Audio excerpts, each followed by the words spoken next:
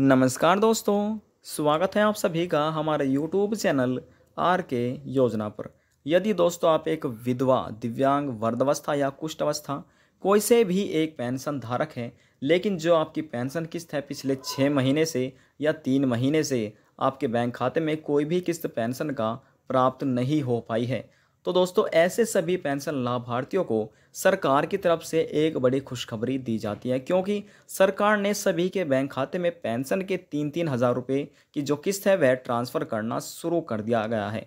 आप दोस्तों तुरंत ज़रूर चेक करिएगा, लेकिन उससे पहले जो हम आपको इस वीडियो में जानकारी देने वाले हैं, समझाने वाले हैं, वह ज़रूर समझिएगा, क्योंकि दोस्तों काफ़ी ज़्यादा ऐसे पेंशन धारक हैं, वे बोल रहे हैं कि हमारे सभी कार्य बिल्कुल कंप्लीट हैं, लेकिन फिर भी हमारे बैंक खाते में पेंशन नहीं पहुंच पा रही है।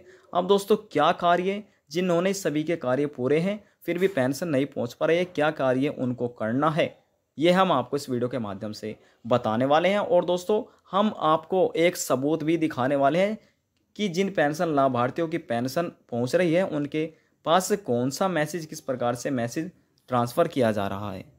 समाज कल्याण विभाग की तरफ से सभी पेंशन लाभार्थियों के लिए एक बड़ा अपडेट जारी किया गया है। इस बड़े अपडेट में दिव्यांग, विधवा और दोस्तों कुष्ठ अवस्था, वृद्धावस्था सभी पेंशन धारकों को बताया गया है कि जिन पेंशन लाभार्थियों की पेंशन जुलाई के महीने में नहीं आ पाई है, अब उनकी पेंशन अगस्त के महीने में कभी भी बैंक खाते में सरकार द्वारा ट्रांसफ़र की जा सकती है। इस बार जो पेंशन ट्रांसफ़र की जा रही है वह जिलेवार यानी कि ज़िले का चुनाव करके ट्रांसफ़र की जा रही है।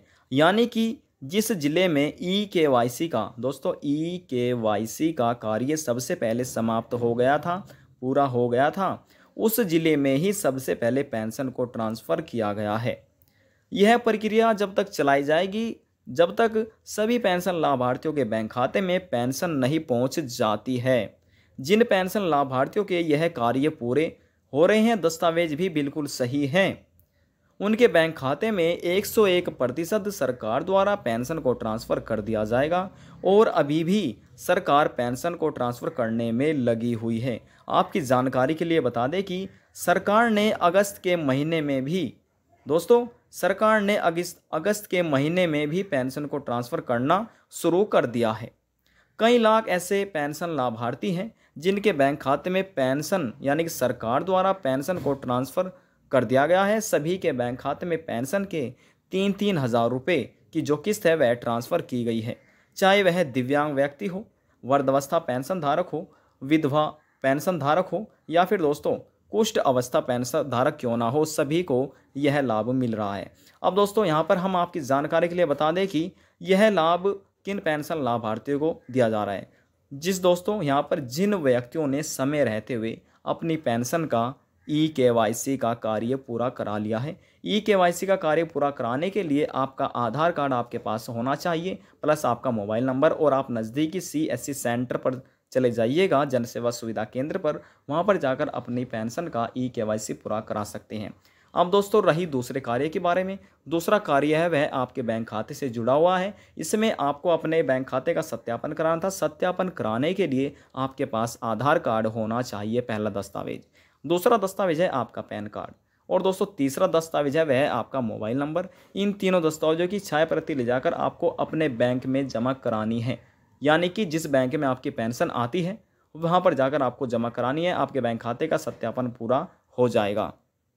अब बात करते हैं दोस्तों तीसरे कार्य के बारे में। तीसरे कार्य यानी कि जिन पेंशन लाभार्थियों के फार्म में यानी कि काफ़ी ज़्यादा लाभार्थी पेंशन धारक हैं, तो जिनके पेंशन आवेदन फार्म में गलतियां हो रही थी, उनके नाम में, स्पेलिंग्स में, मात्राओं में, वह महिला है या पुरुष है, आवेदन करते समय जो गलतियां हो जाती हैं, यदि उन्होंने समय रहते हुए अपनी गलतियों को सुधार लिया है, उनके बैंक खाते में पेंशन को ट्रांसफ़र कर दिया जाएगा। लेकिन दोस्तों कुछ ऐसे पेंशन लाभार्थी हैं, ऐसे भी हैं, वे हमें कमेंट करके बोल रहे हैं कि सर हमारा ई-केवाईसी भी पूरा हो चुका है, पेंशन का बैंक खाते का सत्यापन भी पूरा हो चुका है, और हमने अपनी पेंशन का जो हमारे आवेदन फार्म में गलतियां हो रही है वह भी गलतियां सुधार ली है, लेकिन हमारे बैंक खाते में फिर भी पेंशन अभी तक नहीं पहुंच पाई है। तो दोस्तों सबसे पहले हम उन्हें बताना चाहेंगे कि आपको थोड़ा इंतज़ार करना होगा। लेकिन दोस्तों इंतज़ार करने के बाद भी आपके बैंक खाते में पेंशन नहीं पहुंच पा रही है, तो ऐसे सभी पेंशन लाभार्थियों को जो उनकी पेंशन आईडी है, पेंशन आईडी लॉगिन करना है, उसके लिए आपको आपके पास पेंशन रजिस्ट्रेशन संख्या आपके पास होनी चाहिए, पहला दस्तावेज।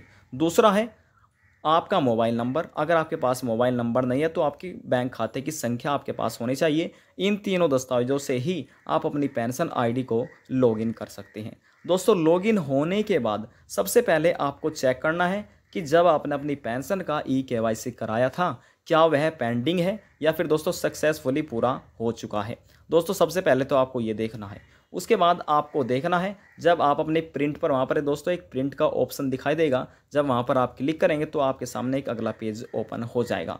जैसे दोस्तों आपके सामने अगला पेज ओपन हो जाता है, वहाँ पर दोस्तों फिर आपको देखना है, क्या देखना है कि जो आपका PFMS है, क्या वह दोस्तों बिल्कुल सही है, यानी कि एक्सेप्ट हो रहा है PMS द्वारा।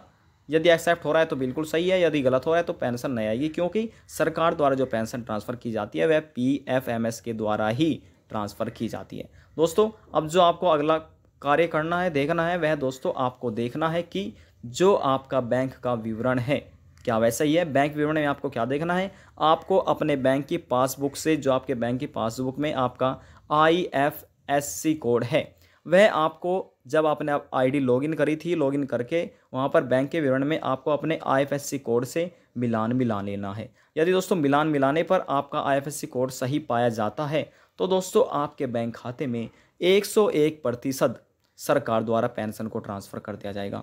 लेकिन दोस्तों, जिन व्यक्तियों के आवेदन फार्म में IFSC कोड गलत पाया जाता है, यानी कि आवेदन फार्म में IFSC कोड अलग है और बैंक खाते की जो पासबुक है पेंशन की, उसमें IFSC कोड अलग है, तो ऐसी स्थिति में जल्द से जल्द अपने जिला समाज कल्याण विभाग में चले जाना होगा। वहाँ पर जाने के बाद आपको जल्द से जल्द संशोधन करा लेना होगा। संशोधन करा लेने के बाद जैसे आपका संशोधन पूरा हो जाता है तो जो आपकी रुकी हुई किस्तें हैं पिछले 3 महीने की या 6 महीने की, और जो अब सरकार की तरफ से पेंशन दी जा रही है, उसका भी लाभ आपको एकदम दे दिया जाएगा। बस थोड़ा सा आपको इंतज़ार करना होगा संशोधन होने का। अब दोस्तों हम आपको दिखाते हैं कि सरकार द्वारा पेंशन को ट्रांसफ़र किया जा रहा है। यहाँ पर दोस्तों आप ये स्क्रीनशॉट देख रहे हैं। दोस्तों, हमारे पास एक व्यक्ति आए थे कि सर हमारी पेंशन जो है हमारे बैंक खाते में पहुंच चुकी है। तो दोस्तों हमने आपको दिखाने के लिए हमने एक स्क्रीनशॉट उनसे ले लिया था। दोस्तों यहाँ पर थोड़ा धुंधला सा दिख रहा है, लेकिन आप दोस्तों समझिएगा, देखिएगा जो आपको दिखाना चाहते हैं। यहाँ पर दोस्तों 31 जुलाई 2022 का यह मैसेज है। यह आप देख रहे हैं दोस्तों, ये छोटे फ़ोन का है, इसलिए दोस्तों यहाँ पर इसके पिक्सल फट रहे हैं। दोस्तों यहाँ आप समय भी देखिएगा, समय भी दिखा रहा है, और अवेलेबल बैलेंस इन अकाउंट नंबर। दोस्तों यहाँ पर अकाउंट हमने हाइड कर दिया, क्योंकि हम दोस्तों किसी की इन्फॉर्मेशन लीक नहीं कर सकते हैं।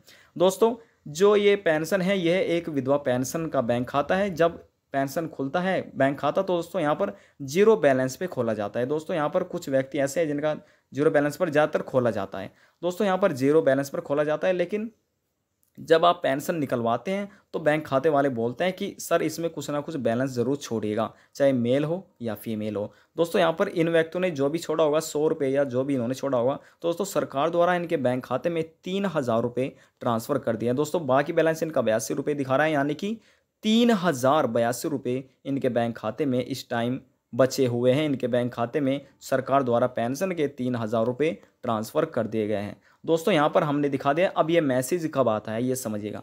दोस्तों जब अपनी पेंशन के लिए आप आवेदन करते हैं तो वहाँ पर आपको एक यानी कि जो आप मोबाइल नंबर देते हैं वह मांगा जाता है। वह तो दोस्तों इसलिए है ताकि आप अपनी आईडी लॉगिन कर सकें। लेकिन जब अपने बैंक में आप अपना सत्यापन कराते हैं, वहाँ पर आप अपने मोबाइल नंबर देते हैं और पैन कार्ड देते हैं, पैन कार्ड के साथ साथ अपना आधार कार्ड देते हैं। तो दोस्तों वहाँ पर जैसे आप ये जमा करा देते हैं, तो जैसे ही आपकी पेंशन आती है तो आपके बैंक खाते में जैसे पेंशन आती है तो आपके मोबाइल नंबर पर यह मैसेज आ जाता है। दोस्तों इसलिए प्रकार से आपको भी अपना मोबाइल नंबर ज़रूर देना चाहिए ताकि आपको पता चल सके।